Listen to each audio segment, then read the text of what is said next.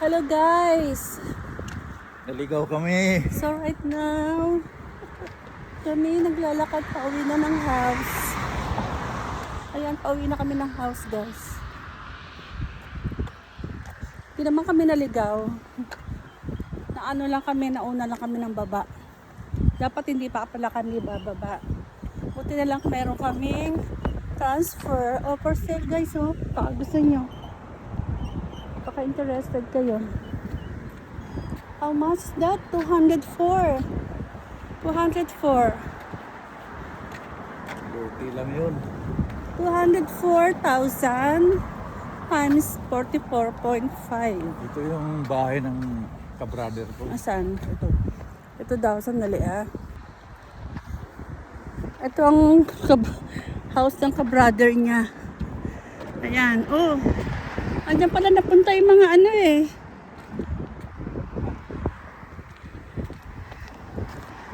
Meron pala siyang, ayun o. Tulog mo kaya. Kabrother niya, nakaskasero daw. Ayaw na daw niya sumakay doon. Ilang beses ng ano yun, muntik ng mga ano.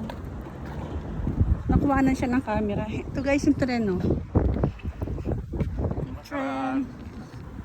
Hindi daw siya natikitan dahil madulas daw. Eh ngayon natikitan, wala lang. Ngayon, wala siyang kawala. Kasi nakuha na siya ng camera. So, wala siyang camera. Eh, wala siyang kawala guys. 200 plus Meron daw siyang yun. penalty. Ano, $200. Sobrang mahal, di ba? Ganun kamahal ang penalty dito. Not unlike in Philippines. Magkano lang yan? 500. Oh, my. 1,000. Ay, naku. Masarap din maglakad. Hindi masyadong malamig. Sa downtown, ang lamig. Oh, kulang ang suot ko. Kaya si Joven biglang nag-sweater. Buti na lang may dala siya. Ako wala. Pero medyo makapalaman ang suot ko. Ano, malapit na ba tayo? 3 minutes. Ang gaganda ng bahay dito. Ito gusto ko tong house na to. Erected house. 947.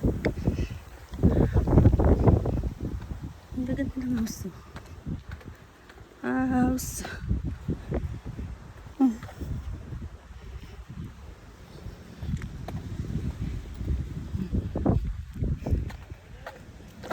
Look at the weather.